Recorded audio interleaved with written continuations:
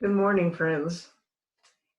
If you widen to full screen view, you could see probably the green candle that I have lit in reverence for God's earth, of which we are a part.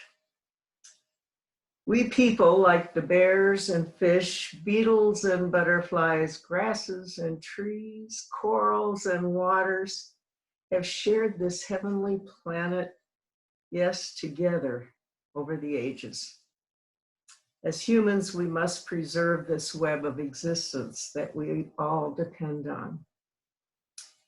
There's much to be done when we consider events in Montana, such as the melting of Glacier National Park's glaciers.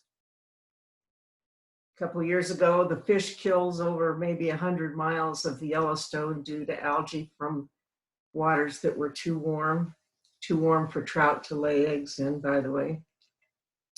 Smoke filling the summer skies, which we did not have last year, but we've had in years past.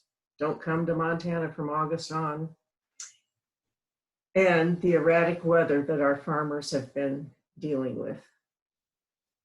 All of these problems make me treasure all the more the miracles, large and small, of our natural world. What about our natural world brings you close to it? One of my deepest connections to my place in nature is our waters. As a poet once said, I love creeks and the music they make, and rills in glades and meadows before they have a chance to become creeks. And then streams rushing over rocks, then flowing into rivers, and the rivers into the seas.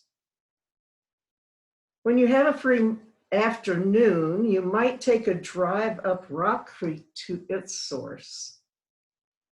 One of the great views of Montana. On a good day, you'll see water falling from the tops of the Beartooth Pass, and rills and rivulets and streams coming together to form Rock Creek. At times like these, I appreciate what the Lord has provided and recommit myself to preserving this precious earth. As I said, what in the natural world brings you close to these wonderful experiences of nature? Another special love of mine is the butterfly, and in particular the monarch, which we saw often in Illinois.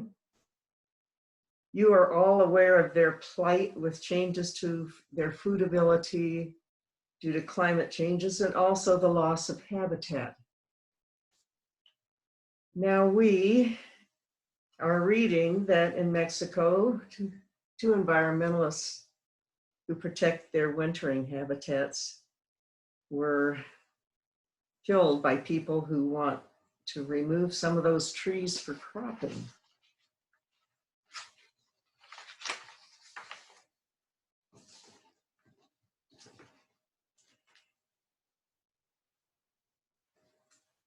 This is a species, that monarch butterfly, that we at Mayflower are hoping to help by planting milkweed flowers, not the kinds that we see growing in ditches along the roadside.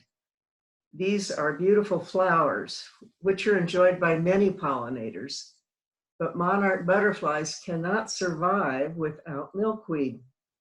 Their caterpillars only eat milkweed plants and similar pollinator types, and they need milkweed to lay their eggs upon. With the changing environmental practices, we have lost much milkweed from the landscape, and we hope to do a little something about it here. In honor of Earth Day 2020, Mayflower is planting milkweed flowers and other pollinating plants on our land. We want to support monarch populations in their incredible migration, as well as other pollinators.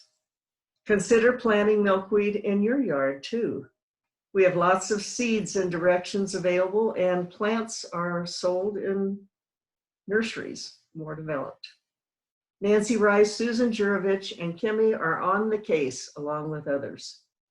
The Creation Justice team thanks everyone involved, as I'm sure our whole congregation does.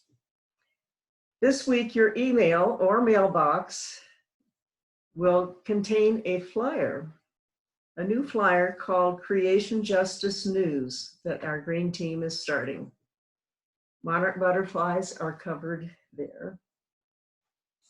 Also, I want to mention that at the bottom of this bulletin for the service, you will see a link to an opportunity for you to take action on a Montana Climate Solutions Council's recommendations.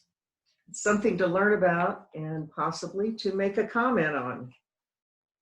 So check out the bottom of our newsletter. Thank you.